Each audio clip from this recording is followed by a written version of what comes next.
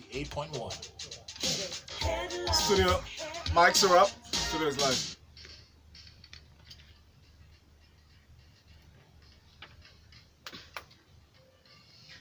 A very good morning to you, Lagos, and thank you for joining us this morning for Freshly Pressed 981. It's the program that gives you detailed analysis of our newspaper stories this morning.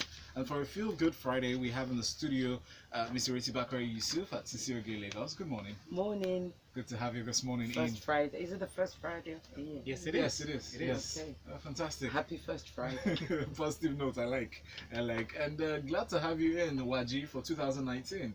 I am back. Good morning, Valentine. Good morning, Kayode. And good morning, Lagos. Good morning Good to morning. you, Good Nwaji. to see Find you. him up on Twitter at the Corporate MC, as at the Corporate MC.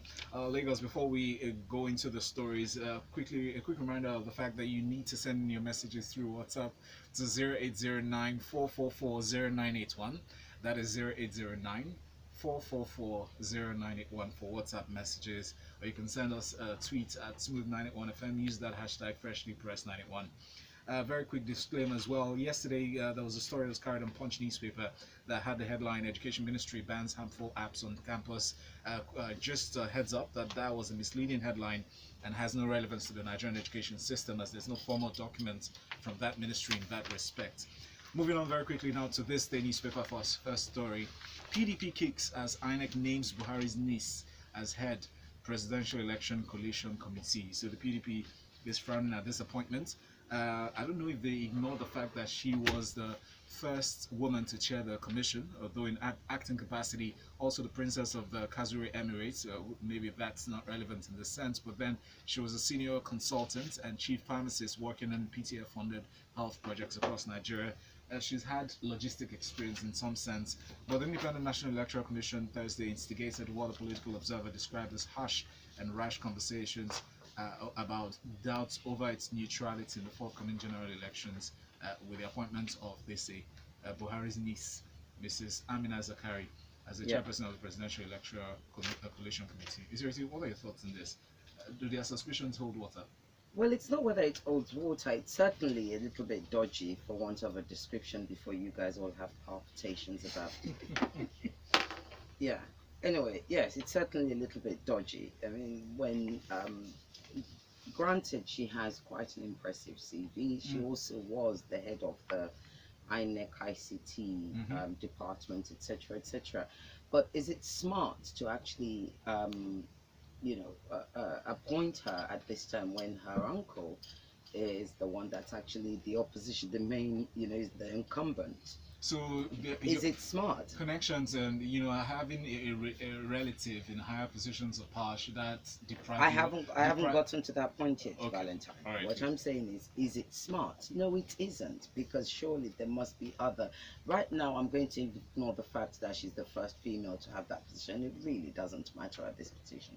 What matters actually is she is Buhari's niece. So you ask yourself, are there no other person? Is there no other person that can actually do the job? Alas, there must be. However, we do know that, look, the incumbent has the power. The chances are, Nigerians need to get used to this, the chances are the incumbent is not likely to lose. It's very rare that the incumbent loses a second, unless you're as unlucky as that, inappropriately named Good Luck, or, or you happen to be Ambode, you're incompetent, whichever one it is. So right now, Buhari, or should I say APC and PDP, will do whatever it takes to win the election. And I think in this case, PDP have every right to say what they said. And this is what they said. Where is it now? I'm trying to find their quotes so I don't misquote them. So the PDP, okay. The PDP campaign organization outrightly, vehemently, and unequivocally reject in its entirety the appointment of Mrs. Amina Zakari, President Buhari's blood relation, as the head of the coalition of results in the same election in which her uncle, President Buhari, is a candidate. Now, what is she going to be doing? You have to ask yourself, because also that's what's relevant. What is she going to be doing? Exactly. You have two committees. Responsibilities, yes. Yes, you have two committees. There's a committee that has other security personnel, etc., etc. But the committee that she's going to be in, I think it's the internal committee, and it says here, Yakubu added that the second ad hoc committee, which is entirely internal to the commission, which does not include external members, shall be responsible for the National Coalition Center, where results of the presidential election will be announced. It will serve as the secretariat for the collation of results and venue for briefing of international observers as well as the media. It will also be responsible and accessible to all the agents of 73 political parties fielding candidates. So she's going to be working. So this really says to me that, look, the other one, you have one committee that has external overseers, if you like, and then you have the other committee, which is what she's part of, which is the internal one. And, you know, yes, of course things can be manipulated. I mean, look, I am a supporter of Buhari. I'm not going to hide that. But this is, yes, I think it, I'm not saying it all. I said the allegations is valid. They have every right to be concerned. Wouldn't you say so, YG? They have every right to be concerned. They have every right to raise the alarm. Now, does that mean that she's going to do any kind of funny business? I don't know. But I would say if it were me and you and I were up against each other, Kayode, most certainly I would raise the alarm that Valentine, your best friend, is the, that's not gonna, no. Okay, thank you, Ms. Ireti, for that. Let's move on to this next story. Premium Times has this report.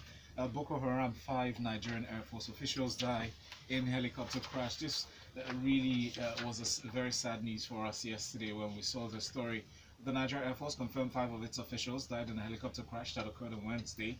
They named the 5 officials as Flight Lieutenant Peraway Jacob, pilot in command, Flight Lieutenant Kaltho Paul Hiofas, the co-pilot, Sergeant Awal Ibrahim, flight technician, Lance Corporal Adamunura, Ghana, and aircraft Meshach Ishmael, also Ghana, said they made a supreme sacrifice in the service of fatherland fighting Boko Haram, and they were on a mission when this happened.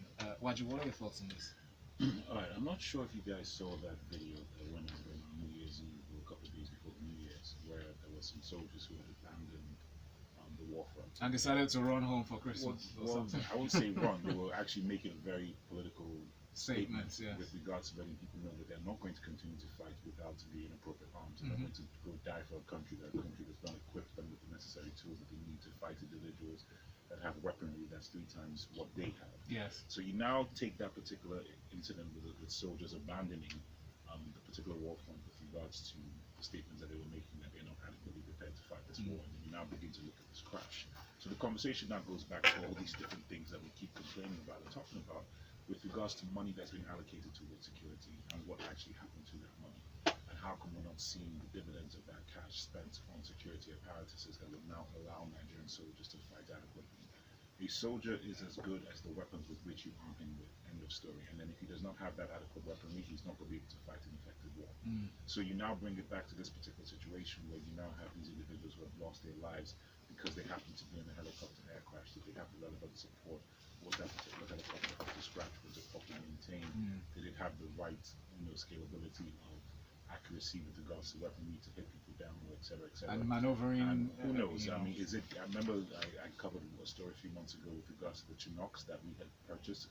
Was that helicopter one of them? Because these Chinooks were now meant to be used by the Air Force to ensure that they fight these Boko Haram terrorists down to a particular pulp. So I don't know what the circumstances were behind this particular incident, but when these things happen, these are the kind of questions and conversations that come up. And it's something that people need to take note of, because you are going to kill the morale of the soldiers that you're sending to fight when they know that money has been put aside for the adequate weaponry for them to fight this war. And then they're not getting that particular weaponry. And these are the kind of things that are going to come up. So we need to ask ourselves a lot of very serious conversations about where that money is going towards, so that people can now begin to connect things properly in their head, so that the morale of the soldiers can be up. Because when soldiers don't have a morale, they will not fight. It's just how they're designed and how they're built. So we need to think very carefully about that before we now begin to proceed. I think to add to what Waji was saying, look, this is not the first time we've had history in Nigeria of abuse, of how our military are constantly abused, especially when it comes to giving them the right equipment.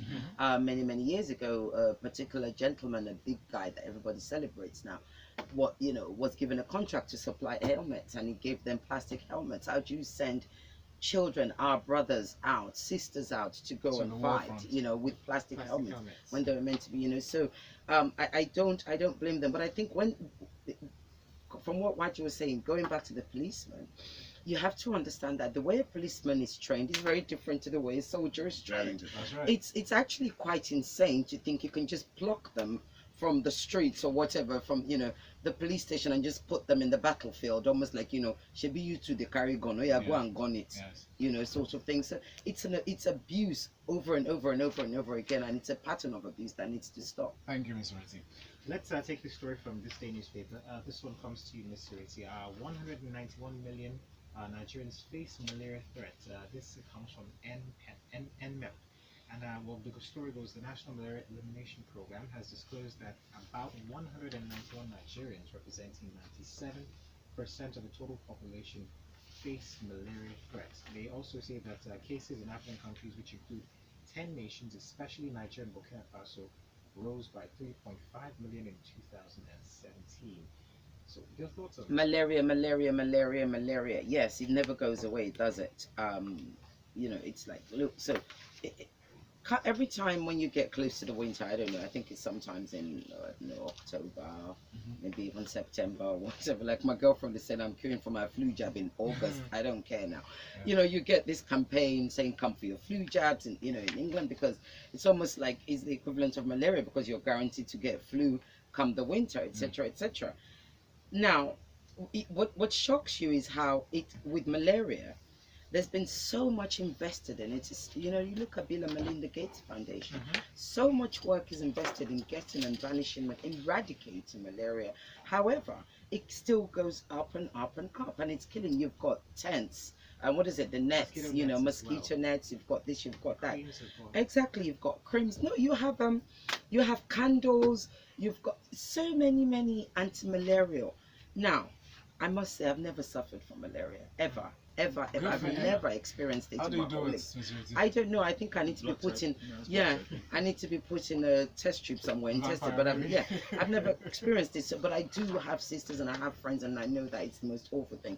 However, we have to ask ourselves. So, if everybody's working so hard on getting rid of malaria, what could be going wrong? It's always the simple things that we ignore, that we take for granted. Sanitation. Thank you.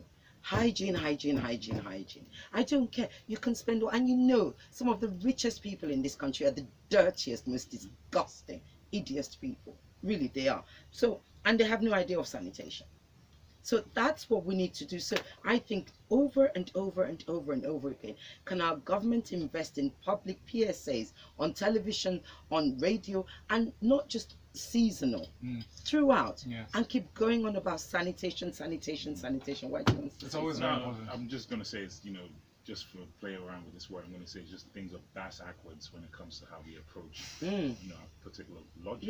Yeah. Because that is how you take care of malaria. You have a clean environment, mosquitoes cannot thrive. That's it. Literally, Clean that's water around And- you, and you the- know, So if our you- waterways. The focus usually has always been on the treatments As opposed after to the sickness, Prevention, everything as else. opposed to the prevention. And you're making a very valid point. Investment should really be directed at sensitizing people on how to prevent it. And just how to keep the environment reaffirming that clean. message, Valentine, and us. think about it historically. Mosquitoes thrived in swamp areas because of Yeah. how swamps Yeah, are. dirty Yes. water. We did not live near swamp areas historically, pre-colonial era. Yeah. Okay, but Somehow, somehow, just we now have relatives There you from the go. swamp. Artificial swamps that Look are Yeah. at created what by the our Lagos State habits. government has done. You know, set out one day. Decide, would you recommend that maybe the federal government can do something similar? One day is not enough, is my No, it's point. It's got to continuous. be throughout the Priority. year. I'm talking start from the 1st of January and continue it into perpetuity. Every day.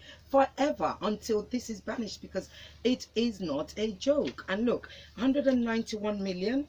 How many are we? 191 million. How many are we? I mean, I know I'm all about reducing our population, but not with but not by malaria. 191. Exactly, and not with malaria. Very valid point, Ireti. Thank you very much. Moving on to this day newspaper for this next story. Waji, I'll come to you with this. Well, for this analysis, as part of its strategic plan of action for the general elections, still talking INEC, starting on February 16th, we know already that the presidential polls just next month, and then followed by the governorship poll as well. INEC is saying that they are sticking with the use of a smart card reader and the incidence forms going by the Electoral Act Amendment Bill of 2018. But what are your thoughts on this story? Seeing that some quarters, the PDP especially, kicking against this, and some other parties saying no, this is going against the earlier agreement. Well, I'm not necessarily going to get into what the early agreement is or whatever the case may be, but what I appreciate about this article is that INEC has gone into a lot of detail with regards to explaining what the rules, guidelines, and regulations of voting is going to be come election day. So whether you like it or not, you can now begin to have that debate, but it's important that people get in front of the story, like I've been saying with INEC continuously, is to ensure that people have a very deep fundamental understanding of what's going on. Yes. Now, INEC now need to get on the trauma offensive and make sure that they communicate this in all the languages as possible, with all the campaigns as possible, and then in Pidgin and wherever else it can be, so that people can fully understand what now needs to be done on election day. So a perfect example, if you get into the story, is one of the things that they're referring to with regards to that actual excuse me, that actual rules and guidelines, is that no person shall be allowed to vote at any polling unit voting point settlement voting point other than the one at which he or her name appears in the register of voters, and he or she presents his or her permanent voter card to be verified by the smart card reader or as otherwise determined by the commission. So this is a very important point. So you now need to know that there needs to be some kind of connection between where you registered or where you indicated you're going to be residing and where you're going to actually vote. So you can't just appear at a random polling station to now go cast your vote. So these are very, very, very critical steps and guidelines that people now need to follow in order for that to happen. There's also rules about how people should be verified, etc., the kind of documentation you need to present. Now, can that possibly lead to voter suppression with regards to some polling stations not being nefarious? Good question. That is very, very possible. But at the same time, INEC will also indicate that any particular INEC official caught participating in any kind of voter suppression will be prosecuted. So once again, INEC can only but do so much. We can argue about the merits of what they're doing, but once again, if you stipulate these things and you be clear and communicative with regards to how you're supposed to proceed with voting, then nobody can really actually blame INEC. So I appreciate you getting in front of that story and you being very clear on what now needs to happen. Now, you can argue, oh, this is not correct, this is incorrect, that's a completely different story, but INEC is letting you know this is what we're going to do. If they change it another week, that's fine too, but as long as the communication goes out, that's the most important thing. My only concern though is voter education. How much needs to be put in at this point? That's my point. So you now need to bombard. Because the time is short. You now need, well, hey. Well, Yeah. listen. You've had long enough. You've had long. No, but it's the thing is, INEC have been saying this for months, Yes. Kayode. Let's be fair. Yes. Okay. You But there were speculations here and there. No, there weren't actually. They've actually been very clear. Not speculations from other quarters. Yeah, but But that's not ignore the INEC. speculations. That's But not that's not INEC. INEC. This is to Let's be educate. fair and objective. INEC have actually been very clear on all these different things, even going Yes. as far back as you registering for your PVC. True that. So Nigerians need to stop doing this thing of, oh, this and that. No. Selective Yes, memory. yes. No, they've been actually very clear. So they just need to continue with this information, continue bombarding people, and let's just be honest with ourselves. So if you haven't got your PVC, or you go to a polling station that's not the one you indicated that you're going to be voting at, and you get turned back, don't now begin to say, oh, this and this and this. Well, come on, man. Let's just be real with ourselves. Everybody needs to take some responsibility in this democratic process. Thank you very much, Nwaji. Very quick look at the messages here on WhatsApp. Gbemi, reacting to the malaria issue, said, apart from individual sanitation and hygiene, we also have a communal problem from our drainages and waterways. You have so much stagnant water there. Until both are resolved, we will continue to have mosquitoes around us. Fantastic, thank you. Thus, The canals are blocked. That's malaria. a huge issue. That's Beautiful right. point. Well said. That's right. And then we have this next one here from Felix Anyanwu in Lagos, says we should sympathize with the dead Air Force men and all other soldiers lost in the cause of this war. An accident can occur anywhere and any time. May the Lord console the families and may the Almighty God be with those still in the war fronts. Amen to that. Okay, Mr. Ireti, this one comes to you. We're talking about Lagos and budgets. Well, this one says allegation by the state government baseless, and it's coming from the Vanguard newspaper. So the Lagos State House of Assembly yesterday described the allegation by the state government that it refuted to form a statutory quorum to receive the 2019 appropriation bill as baseless and does not hold water. Now, you recall that the state government had accused the Assembly of delaying the presentation of the 2019 bill. And well, there's so much back and forth going on. Yeah, it's quite embarrassing actually, because you can almost, one would be forgiven for thinking, are they different parties? No, the majority in the Lagos State House of Assembly is APC. Yes. I think, and the current governor is an APC governor. So he's now accusing his Party colleagues, his colleagues in the House that, they're not doing what they're supposed to do. Anyway, so this is their response. The lawmaker said, let me tell you the truth. The governor knows the tradition of presenting the budget, and it will be very unfair of him to accuse the lawmakers of rejecting the budget. The whole process was not right. Sending verbal notices without written letters is very, very wrong. Now, Valentine, you remember we covered this yesterday, and we said, how is it possible? How is it possible that you said you read, you presented the budget on the 24th? That's the day. December Christmas 24th, Eve. yes. Yeah, Christmas Eve. How? Because that's what apparently, I think that's what was claimed in yesterday's And then they claimed that story. the House said their reply was they were on recess. Yes. And they would resume, and then you present it again. Like total, yes, exactly. Sometimes, it's Yoruba adage that comes to my head, but I must stop it, Really, you ask yourself. So anyway, clearly, governor's not happy. Of course, we all know what's going on. The assembly never supported him. I mean, none of them are happy about him. They were part of the people who literally, if you like, pushed him out, and he's basically thinking, I'm not going to make things easy for you. We spoke about this yesterday. Yes. Technically speaking, nothing, and this is what they're trying to say here, is look, work is still going to continue, which is what I was saying yesterday. Work should continue in any other part of the world, whether there's an election going on. The work of government must continue in the background, irrespective. And that's what they're saying, that don't listen to the man. Look, he didn't do the right thing. The process is long. The work is continuing, but there's a general concern which I feel makes sense to a point, because the governor is one man. And we know that to put a budget together for the new fiscal year, you get contributions from different agencies. And you cannot necessarily, it would seem unfair to blame just the governor, obviously. No, Valentine. You blame the governor because he should have allocated his resources months before the resources. We shouldn't be at this late stage. To get to this point. Now, that's not how that works. So it is on him for his lack of leadership in collating all these individuals to supply the information required for that budget to be presented. So and to back up what Nwaji said, him. There's a quote here, actually. The state governor should lay the state budget to the House of Assembly either by himself or by a representative as soon as possible. And not through verbal commission. Anyway, let's move on to this next story from Guardian newspaper. Yari offers to step down as Zamfara governor. So the Zamfara state governor, Yari Abdulaziz, has offered to step down from his post if it will reduce the level of security in the troubled state. He said this in reaction to the growing call for the federal government to declare a state of emergency in that state, just to curtail the situation there. Nwaji, what are your thoughts on this? This is just a pious statement, in my opinion. I don't understand what you mean that you offer to step down. It's either you're going to step down or you're not. How often do we even hear that? No, I don't. I'm not interested in We don't want to hear it. So just do it. If your state is in an absolute shambolic security mess, so you need to, as a credible individual, forget your leadership position or forget your governorship position, just as a credible individual, because you are responsible for the security of that state. And if you cannot handle it, and you're going to now make it a national security issue where the federal troops are coming in to take over, then you need to resign. End. Don't tell me I'm going to offer to resign. What does that mean? How does that alleviate or help the families that have lost individuals by lack of shared security in your state? So it's a pious statement. I'm not interested in hearing it. It's either you step down or you work with the federal authorities to fix it. But don't make these statements because it's just pointless. You say you're not being political, but that is a political statement. Okay? And Prince has a message in reaction to the appointment of Amina Zakari. Prince says on WhatsApp, Amina Zakari was the first appointed by Obasanjo in 2003 and reappointed by Jonathan in 2011.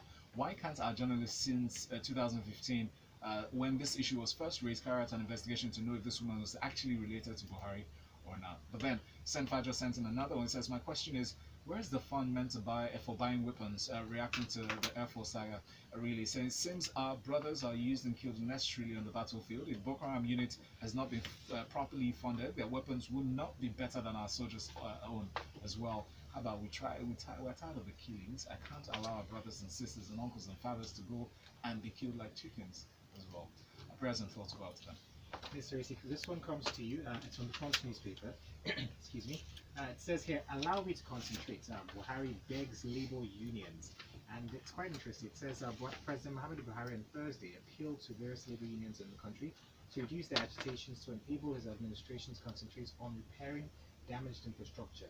And he further says, the quote here says, in 3.5 years, we have improved tremendously on what we met and we're trying to do infrastructure, basically. Well, yeah, so you must remember we weren't able to cover it in the first story, and this is actually, it relates to the first story as well. So remember, INEC 2015 was so incredibly successful, wasn't it? Mhm. The 2015 elections, and of course, a lot of, they relied a lot on university professors, students, I mean, literally, you know, Yes. doing the collation, etc., On the etc., and leadership working. of Atahu Jagad. Exactly, and working in the background, and of course, even INEC themselves are worried, and they're due to meet. They're due to meet with ASU and say, look, how is this going to impact us working together? We need you to come out on strike. ASU picked the right time to go on strike. Of course, Buhari wants to ensure that there's no sort of vacuum that's left in resource, if you like, human resource, when they get to the election. So yes, he's appealing to them.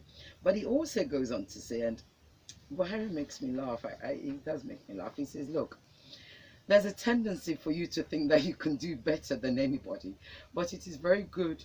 It is very good for you to know the facts that leadership entails.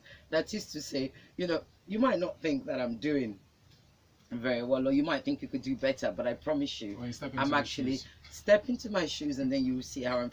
And there's an element of truth to that. Let's be frank with each other. I think even he himself, Buhari, shows there for me. It underlines his naivety when he was planning to take over in 2015, where he thought, you know, the solution was his socialist ideas and get rid of corruption, not realizing that corruption was going to fight back, and corruption is bigger than him, etc., Yeah, etc. but he wasn't It's the only true. one. Some No, of no, the- no, but it's yeah. not. No, this was his focus. It's not about whether he was the only one, Valentine. This man came in, and one thing he promised us was he would fight corruption. Don't get me wrong. This is not an indictment. I'm not sort No, of. I I'm was not supporting your criticizing him. statement. I'm saying that it shows his naivety, because he's since learned, you know, that wanting to come in and do the right thing isn't always easy. And that's what he's saying to them. So he's begging them that, look, give me a chance. We have been improving on things. You can see what we've been doing. Yes. He said, no matter which part of the country you come from, you will see the efforts we're making in terms of roads.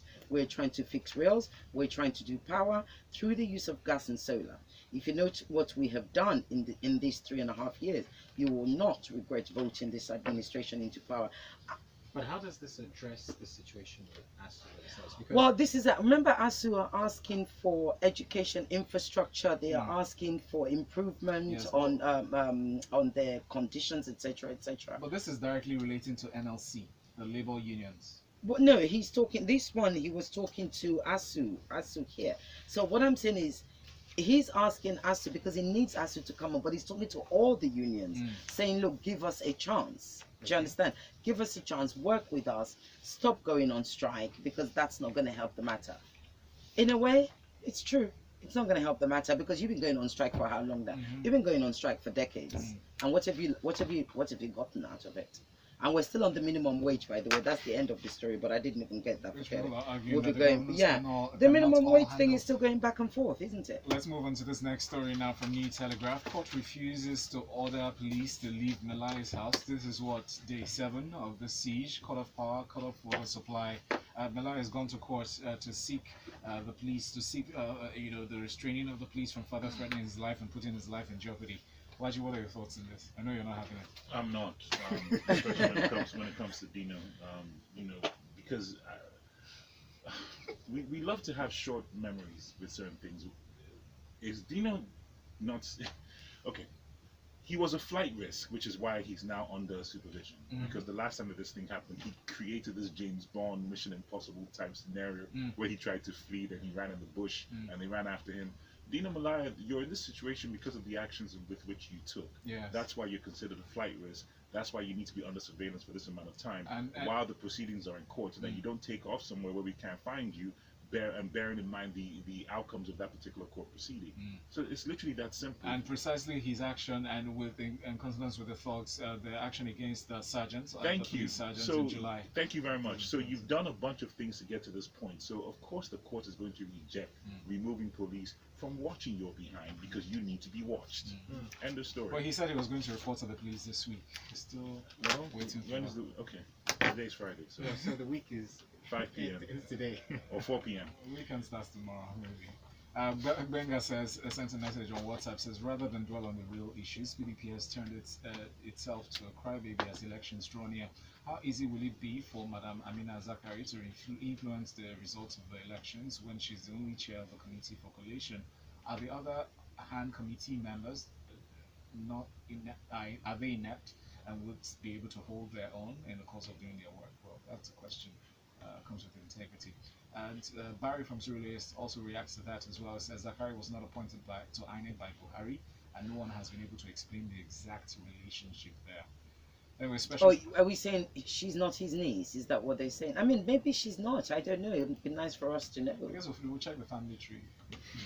Exactly. Special thanks to you, Mr. Ireti Bakare-Yusuf, for coming in this morning. Thank you My very pleasure. much. You can Thank find you. out on socials at CCOG Lagos is our handle, and Nwaji is at the corporate MC, corporate with a K. Thank you so very much. Lagos, thanks for your messages, and we'll talk about something on a lighter note during Lagos Talks 91. But coming up next in 14 minutes, we talk sports with Tega, especially about the Liverpool and Manchester United turnout yesterday. Manchester City, pardon me. I'm really upset about that. 8:15 is the time for the locker room. Good morning. The headlines. 2-1. We didn't lose. Oh, you're